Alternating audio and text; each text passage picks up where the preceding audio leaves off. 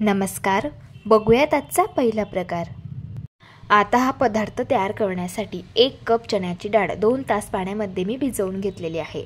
डाळ चांगली भिजली गेलेली आहे. आता या डाळमधील जे पाणी आहे ते पूर्णपणे नितळून घ्यायचं आणि ही डाळ आपल्याला कुकरमध्ये घालून घ्यायची आहे. ज्या कपाने मी डाळ मोजून घेतली होती त्याच कपाने बरोबर 2 कप यामध्ये आपल्याला पाणी घालून घ्यायचं आहे. आता या डाळमध्ये पोहे खायचा 1 छोटा चमचा तेल घालायचे. तेल घातल्यामुळे डाळ छान मऊसूत शिजली जाते. आता कुकरचं झाकण लावायचं आहे आणि या कुकरच्या 5 शिट्ट्या आपल्याला काढून घ्यायच्या आहेत. डाळ शिजत आहे तोपर्यंत पुढची प्रोसेस बघूया. इथे आज आपण पुरणपोळी तयार करत आहोत, तर त्यासाठी एका पसरट ताटामध्ये 1 वाटी आपल्याला गव्हाचं पीठ घालायचं आहे आणि त्याच वाटीने 1 वाटी आपल्याला यामध्ये मैदा घालायचा आहे. पाव चमचा हळदी पावडर घालून घ्यायची आहे आणि चवीप्रमाणे यात मीठ घालायचं. पोहे खायचे 2 छोटे चमचे यामध्ये तेल घालून घ्यायचं आहे आणि हे सगळे जिन्नस हाताने चांगले मिक्स करून घ्यायचे आहे. आता थोडं थोडं यामध्ये पाणी घालायचं आहे आणि याचा आपल्याला अगदी मऊसूत असा गोळा मळून घ्यायचा आहे. पुरणपोळीसाठीचं जे पीठ असतं तर ते चांगलं मऊसूत मळून घेतल्यामुळे पुरणपोळीमधील जे सारण असतं ते छान काठांपर्यंत पसरलं जातं आणि पुरणपोळी अगदी छान अशी मऊसूत आणि लुसलुशीत तयार होते. थोडंसं तेल घालून घ्यायचं आहे आणि हा गोळा मस्त हाताने 4 ते 5 मिनिटं मळून घ्यायचा आहे. गोळा मळून घेतलाय. आता यावरती झाकण ठेवायचंय आणि हा गोळा आपल्याला 10 ते 15 मिनिटं मुरण्यासाठी ठेवायचा आहे. पुरणपोळीचं पीठ तयार होत होतं तोपर्यंत कुकरच्या 5 शिट्ट्या झालेल्या आहे आणि डाळ देखील चांगली मऊसूत शिजली गेलेली आहे. आता ही शिजवून घेतलेली डाळ आपल्याला एका चाळणवरती काढून घ्यायची आहे आणि डाळमधील जे पाणी आहे ते पूर्णपणे आपल्याला या पद्धतीने सेपरेट हे करून घ्यायचं आहे. आता हे डाळीचं जे पाणी आहे तर हे फेकून न देता हे पाणी आपण आमटी तयार करण्यासाठी वापरू शकतो. आता या शिजवून घेतलेल्या डाळीमध्ये आपल्याला 1.5 कप गूळ घालून घ्यायचा आहे. आता ही डाळ आपल्याला वाटून घ्यायची आहे. इथे जी चाळण वापरत आहोत तर ही पुरणाची चाळण आहे, तर यावरतीच आपल्याला ही डाळ वाटून घ्यायची आहे. चमच्याने असं छान मॅश करून घ्यायचं आणि डाळ आपल्याला मस्त वाटून घ्यायची आहे. अशी चाळण नसेल तर तुम्ही डाळ ही मिक्सरमध्ये सुद्धा वाटून घेऊ शकता. इथे आपली डाळ चांगली वाटून घेतलेली आहे, मी बघू शकता या पद्धतीने. आता लगेच आपल्याला पुरण हे शिजवून घ्यायचं आहे. त्यासाठी मी कढई गॅसवरती ठेवलेली आहे. आता गॅसची फ्लेम अगदी स्लो ठेवायची आणि सतत मिक्स करत पुरण आपल्याला घट्ट होईपर्यंत चांगलं शिजवून घ्यायचं आहे. इथे मी हे पुरण घट्ट होईपर्यंत चांगलं शिजवून घेतलंय. आता यामध्ये पाव चमचा वेलची पावडर घालायची आहे आणि पाव चमचा जायफळ पावडर घालायची आहे. जायफळ पावडर घातल्यामुळे पुरणपोळीची चव जास्त छान लागते. सगळे जिन्नस चांगले आपण मिक्स करून घेऊया. आता पुरण अगदी परफेक्ट तयार झालेलं आहे की नाही ते कसं ओळखायचं. असं हे पुरण उलथाण्यावरती घ्यायचं आहे आणि उलथाना असा आडवा करायचा आहे. बघू शकता पुरण अजिबात कढईमध्ये पडत नाही आहे, याचा अर्थ पुरण चांगलं शिजलं गेलेलं आहे.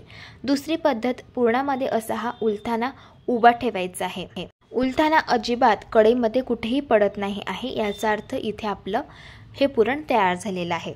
आता गॅस बंद करायचा आहे आणि हे पुरण थंड होण्यासाठी एका बाउलमध्ये काढून घ्यायचं आहे. पुरण थंड होत आहे तोपर्यंत पुढची प्रोसेस बघूया. इथे आपलं जे पीठ होतं पुरणपोळीसाठीचं ते चांगलं व्यवस्थित भिजलं गेलेलं आहे. आता पुन्हा हे आपल्याला हाताने चांगलं मळून घ्यायचं आहे. जर हाताला पीठ चिटकत असेल तर थोडंसं यावरती तेल घालायचं आहे आणि छान असं आपल्याला हे पीठ मॅश करून करून मळून घ्यायचं आहे. जेवढं तुम्ही हाताने चांगलं हे पीठ मळून घ्याल तेवढी तुमची पुरणपोळी मस्त अशी मऊ लुसलुशीत स्पॉन्जी सॉफ्ट अशी तयार होईल. असं हे पुरणपोळीसाठीचं जे पीठ आहे तर असं हे लवचिक तयार व्हायला हवं. पीठ चांगलं तयार झालेलं आहे. आता पुरण देखील इथे आपलं थंड झालेलं आहे. इथे मी पुरणाचा गोळा तयार करून घेतलेला आहे आणि पिठाचा गोळा देखील तयार करून घेतलेला आहे. पिठाचा जो गोळा आहे तर तो आपल्याला छोटा घ्यायचा आहे आणि त्यापेक्षा थोडा मोठा आपल्याला पुरणाचा गोळा घ्यायचा आहे. आता हा जो पिठाचा गोळा आहे तो असा बोटांनी फिरवून घ्यायचा आहे आणि याची आपल्याला छोटीशी वाटीही तयार करून घ्यायची आहे. यामध्ये असं हे पुरण आपल्याला भरून घ्यायचं आहे आणि अंगठ्याने जे पीठ आहे तर ते वरती उचलत जायचं आहे आणि पुरण आतमध्ये असं दाबत जायचं आहे आणि एक्स्ट्राचं जे पीठ आहे तर ते आपल्याला असं काढून घ्यायचं आहे आणि थोडंसं याला प्रेस करून घ्यायचं आहे या पद्धतीने. आता आपल्याला हा जो गोळा आहे तर तो पिठामधून बुडवून घ्यायचा आहे आणि हातांनी पुन्हा आपल्याला असं हे फिरवून घ्यायचं आहे, म्हणजे जे पुरण आहे तर ते पोळीच्या काठांपर्यंत पसरलं जातं. बघू शकता या प्रकारे. आता आपण लगेच पोळी ही लाटून घेऊया. अगदी हलक्या हाताने आपल्याला ही पोळी लाटून घ्यायची आहे. जास्त दाब द्यायचा नाही, नाहीतर मग पोळीही फुटू शकते. अगदी हलक्या हाताने पोळी आपल्याला व्यवस्थित लाटून घ्यायची आहे या पद्धतीने. इथे मी ही पुरणपोळी छान लाटून घेतलेली आहे. तुम्ही बघू शकता पुरण छान पोळीच्या काठांपर्यंत पसरलं गेलेलं आहे. आता लगेच आपण ही पुरणपोळी भाजून घेऊया. पुरणपोळी भाजण्यासाठी मी तवा गरम करून घेतलेला आहे. यावरती पोळी घालून घ्यायची आहे. आता ही पुरणपोळी एका साईडने हलकी भाजून घेतल्यावरती आपल्याला हिला उलटून घ्यायचं आहे आणि दुसऱ्या साईडने देखील आपल्याला ही पुरणपोळी भाजून घ्यायची आहे. बघू शकता पुरणपोळी मस्त अशी टम्म फुगायला सुरुवात झालेली आहे. थोडंसं तूप पोळीवरती घालून घ्यायचं आहे आणि दोघी साईडने ही पोळी आपल्याला मस्त भाजून घ्यायची आहे. छान अशी मऊ लुसलुशीत टम्म फुगलेली पुरणपोळी आपली तयार झालेली आहे. आता आपण ही पुरणपोळी काढून घेऊया आणि याच पद्धतीने सगळ्या पुरणपोळ्या आपल्याला तयार करून घ्यायच्या आहे. इथे मी याच पद्धतीने सगळ्या पुरणपोळ्या तयार करून घेतलेल्या आहे. यातील एक पोळी मी तुम्हाला फोडून दाखवते. बघू शकता पुरण अगदी पोळीच्या काठापर्यंत पसरलं गेलेलं आहे. मस्त अशी स्पॉन्जी सॉफ्ट आणि लुसलुशीत अशी पुरणपोळी तयार झालेली आहे. प्रकार क्रमांक 2. रस्सा भाजी तयार करण्यासाठी 1 वाटी किसून घेतलेलं खोबरं घेतलेलं आहे. आता हे खोबरं हलक्या गुलाबी रंगावरती आपल्याला भाजून घ्यायचं आहे. खोबरं भाजून घेतलंय. आता त्याच कढईमध्ये 1 चमचा धणे घालायचे आहे. धणे देखील भाजून घ्यायचे आहे. आता धणे भाजून झालेले आहे. आता यामध्ये आपल्याला 6 ते 7 काजू घालायचे आहे. काजूऐवजी तुम्ही ते फुटण्याची डाळ सुद्धा वापरू शकता किंवा 1 चमचा बेसन देखील तुम्ही ते भाजून घेऊ शकता. आता काजू देखील भाजून घेतलेले आहे. याला देखील प्लेटमध्ये काढून घेतलं. आता सगळ्यात शेवटी 1 वाटी आपल्याला टोमॅटो कढईमध्ये घालून घ्यायचा आहे. टोमॅटो मऊ होईपर्यंत 4 ते 5 मिनिटं चांगलं भाजून घ्यायचं आहे. टोमॅटो मऊ झालेला आहे. आता याला एका प्लेटमध्ये थंड होण्यासाठी काढून घ्यायचं आहे. आता हे सगळे जिन्नस थंड झाल्यावरती एका मिक्सरच्या भांड्यामध्ये घालून घ्यायचं आहे. यामध्ये 1 चमचा जिरं आणि 1 इंच आलं घालून घ्यायचंय आणि भाजून घेतलेलं हे टोमॅटो देखील यामध्ये घालून घ्यायचं आहे. थोडंसं पाणी घालायचंय आणि याचं आपल्याला अगदी बारीक असं वाटण हे तयार करून घ्यायचंय. बघू शकता इथे आपलं हे वाटण तयार झालेलं आहे. आता कढईमध्ये 4 टेबलस्पून तेल घालून घ्यायचं आहे. तेल आवडीप्रमाणे तुम्ही कमी जास्त करू शकता. तेल गरम झालंय. आता यामध्ये आपल्याला हे तयार करून घेतलेलं वाटण घालून घ्यायचं आहे. असं हे वाटण सुरुवातीला तेलामध्ये चांगलं मिक्स करून घ्यायचं आहे आणि लगेच यामध्ये काही मसाले घालून घ्यायचे. 1 चमचा लाल तिखट यामध्ये घालायचं आहे. 1 चमचा काळा मसाला घालायचा आहे. हा मसाला कांदा लसूण विरहित आहे आणि याची रेसिपी चॅनलवरती ऑलरेडी अपलोड झालेली आहे. याची लिंक तुम्हाला डिस्क्रिप्शन बॉक्समध्ये मिळेल. आता हे सर्व मसाले आपल्याला चांगले या वाटणामध्ये मिक्स करून घ्यायचे आहे. आता हे वाटण 4 ते 5 मिनिटं सतत मिक्स करत गॅसच्या मंद आचेवरती आपल्याला तेल सुटेपर्यंत चांगलं परतून घ्यायचंय. बघू शकता वाटण मी परतून घेतलेलं आहे आणि वाटणाला छान तेल सुटलेलं आहे. थोडंसं यामध्ये पाणी घालायचंय आणि याला मिक्स करून घ्यायचंय. इथे आज आपण वाटाणे आणि बटाट्याची रस्सा भाजी तयार करत आहोत. तर त्यासाठी इथे मी 1 वाटी वाटाणे शिजवून घेतलेले आहे. हे वाटाणे यामध्ये घालून घेतले. 2 मध्यम आकाराचे बटाटे शिजवून घेतले, त्यांची साल काढून घेतली आणि बटाटे कट करून घेतले. आता हे बटाटे आणि वाटाणे चांगले आपल्याला या वाटणासोबत मिक्स करून घ्यायचे आहे. आता या भाजीमध्ये आपल्याला गरम करून घेतलेलं पाणी घालायचंय. याला मिक्स करून घ्यायचंय. भाजीची थिकनेस तुम्ही आवडीप्रमाणे कमी जास्त करू शकता. मला भाजी थोडीशी घट्ट वाटत आहे, त्यामुळे मी आणखी यामध्ये अर्धा ग्लास पाणी घालून घेते. यामध्ये चवीप्रमाणे मीठ घालायचं आहे आणि भाजी मिक्स करून घ्यायची आहे. आता ही भाजी गॅसच्या मंद आचेवरती आपल्याला 4 ते 5 मिनिटं उकळून घ्यायची आहे. बघू शकता भाजीला चांगली उकळ आलेली आहे. इथे आपली वाटाणा आणि बटाट्याची भाजी तयार झालेली आहे. सगळ्यात शेवटी यामध्ये बारीक चिरलेली कोथिंबीर घालून घेतली. अशी ही बटाटा आणि वाटाण्याची भाजी चवीला अगदी भन्नाट लागते. या पद्धतीने एकदा ट्राय करून बघा. प्रकार क्रमांक 3. कुकरमध्ये मी 2 चमचे तूप गरम करून घेतलंय. आता तूप गरम झालंय. यामध्ये खडे मसाले घालून घ्यायचे आहे. 1 तेजपत्त्याचं पान घेतलंय, 1 इंच दालचिनी घेतली, 3 लवंग, 3 मिरे आणि 2 हिरवी वेलची घेतलेली आहे. हे खडे मसाले यामध्ये घालून घेतले. 1 चमचा जिरं घालून घेतलं आणि हे सर्व जिन्नस 1 ते 2 सेकंद चांगले तुपावरती आपल्याला परतून घ्यायचे. याला परतून घेतलं. आता यामध्ये लगेच आपल्याला काही भाज्या घालून घ्यायच्या आहे. अर्धी वाटी यामध्ये श्रावण घेवडा घालायचा आहे. अर्धी वाटी गाजर घालून घ्यायचे, 1 वाटी कोबी घालायचं आहे आणि अर्धी वाटी वाटाणे घालून घ्यायचे आहे। आता या भाज्या 2 ते 3 मिनिटं गॅसच्या हाय फ्लेमवरती आपल्याला परतून घ्यायच्या आहे। अशा ह्या भाज्या परतून घेतल्यामुळे भाज्यांचा फ्लेवर पुलावमध्ये खूप छान उतरतो। इथे मी 1 कप वाळा कोलम तांदूळ 2 ते 3 वेळेस पाण्याने स्वच्छ धुवून घेतलाय। आता हा तांदूळ यामध्ये घालून घ्यायचा आहे। हवं तर तुम्ही ते बासमती तांदूळ सुद्धा वापरू शकता।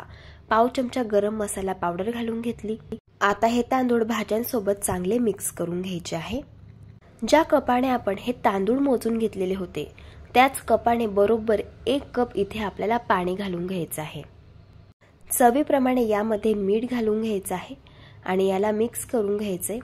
आता कुकरचं झाकण लावायचे आणि कुकरच्या आपल्याला 2 शिट्ट्या काढून घ्यायच्या आहे। इथे बरोबर कुकरच्या 2 शिट्ट्या मी काढून घेतलेल्या आहे। इथे आपला हा पुलाव तयार झालेला आहे। बघू शकता पुलाव मस्त सुटसुटीत आणि मोकळा मोकळा तयार झालाय। असा हा पुलाव चवीलाही अगदी छान लागतो। या पद्धतीने तुम्ही एकदा नक्कीच ट्राय करून बघा। प्रकार क्रमांक 4। बासुंदी तयार करण्यासाठी अर्धा लिटर दूध घेतलं। आता या दुधाला आपल्याला एक खडखडून उकळ काढून घ्यायचे। दुधाला उकळ आलेली आहे। आता सतत मिक्स करत हे दूध आपल्याला आटवून घ्यायचे। दुधाची क्वांटिटी पाव लिटर होत नाही तोपर्यंत याला आपल्याला आटवून घ्यायचे। इथे मी दूध आटवून घेतलेलं आहे। आता यामध्ये आपल्याला अर्धा कप मिल्क पावडर घालून घ्यायचे। मिल्क पावडर व्यवस्थित छान या दुधामध्ये मिक्स करून घ्यायचे आहे।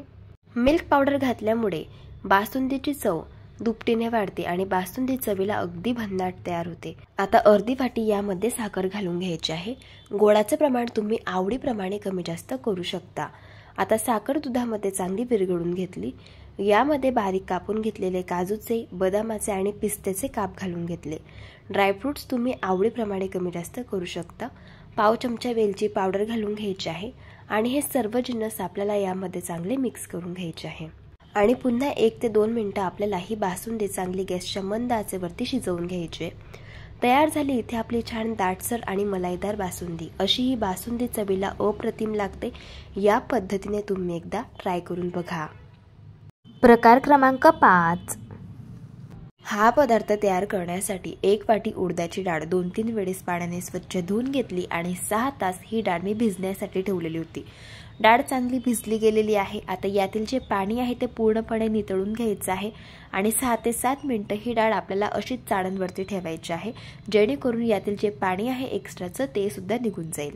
आता मिक्सरच्या भांड्यामध्ये 1 चमचा जिरं घालायचं आहे, 1 चमचा बडीशोप घालायची आहे, 1 चमचा धणे घालायचे आहे, 2 इंच आल्याचे काप घालायचे आहे, 3 हिरवी मिरची यामध्ये घालायची। तिखट आवडीप्रमाणे कमी जास्त करू शकता आणि याचं आपल्याला थोडंसं जाडसर अशा पद्धतीचं वाटण हे तयार करून घ्यायचं आहे।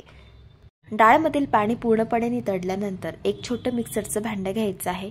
यामध्ये ही डाळ घालून घ्यायची आहे। यामध्ये अजिबात थोडाही पाण्याचा वापर न करता आपल्याला डाळ ही अगदी बारीक वाटून घ्यायची आहे। डाळ इथे वाटून घेतलेली आहे। बघू शकता डाळ अगदी बारीक अशी इथे मी वाटून घेतलेली आहे। या पद्धतीने याच पद्धतीने सर्व डाळ वाटून घेतली आणि एका बाउलमध्ये काढून घेतलेली आहे। आता जे आपण वाटण तयार करून घेतलेलं होतं तर ते यामध्ये घालायचे। चवीप्रमाणे मीठ घालायचे। पोहे खाण्याचे 2 चमचे यामध्ये कच्चं तेल घालायचं आहे। तेल घातल्यामुळे या पदार्थामध्ये बेकिंग सोडा घालायची अजिबात गरज पडत नाही आणि यामध्ये बारीक चिरलेली कोथिंबीर घालून घेतली।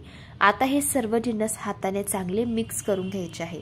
याला चांगल्या हाताने मिक्स करून घेतल्यानंतर आपल्याला हे हाताने एका डायरेक्शनमध्ये फेटून घ्यायचं आहे। असं हे मिश्रण फेटून घेतल्यामुळे या पदार्थामध्ये हवेचे कण भरले जातात आणि मिश्रण हलकं फुलकं तयार होतं आणि त्यामुळेच या पदार्थामध्ये बेकिंग सोडा घालायची अजिबात गरज पडत नाही।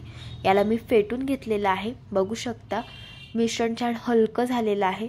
आता यावरती झाकण ठेवायचे आणि 10 ते 15 मिनिटं हे मिश्रण आपल्याला मुरण्यासाठी ठेवायचं आहे। जर तुमच्याकडे वेळ असेल तर तुम्ही हे मिश्रण 1 ते 2 तास सुद्धा मुरण्यासाठी ठेवू शकता।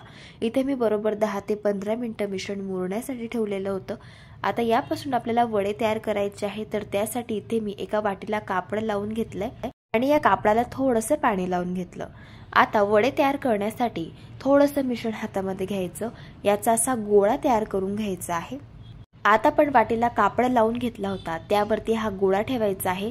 थोडंसं बोटांना पाणी लावून घ्यायचं आणि हा वडा आपल्याला थापून घ्यायचा आहे। तुम्ही हा वडा एखाद्या प्लॅस्टिकच्या शीटवरती सुद्धा थापून घेऊ शकता। वडा थापून घेतलाय, आता याला आपल्याला अशा पद्धतीने हातांवरती काढून घ्यायचा आहे आणि लगेच आपल्याला हा वडा फ्राय करायला घ्यायचा आहे। आता वडे फ्राय करण्यासाठी तेल कडकडीत गरम करून घ्यायचं आहे आणि हा वडा असा आपल्याला अलगद या तेलामध्ये सोडून घ्यायचा आहे। आता हा वडा गॅसच्या मीडियम फ्लेमवरती क्रिस्पी आणि कुरकुरीत होईपर्यंत फ्राय करून घ्यायचा आहे। वडा हलका फ्राय झाल्यावरती तेलावरती तरंगायला सुरुवात होते, यावरती असं तेल सोडून घ्यायचे। बघू शकता वडा मस्त टम्म फुगलेला आहे। याच पद्धतीने वड्याची दुसरी बाजू सुद्धा आपल्याला फ्राय करून घ्यायची आहे।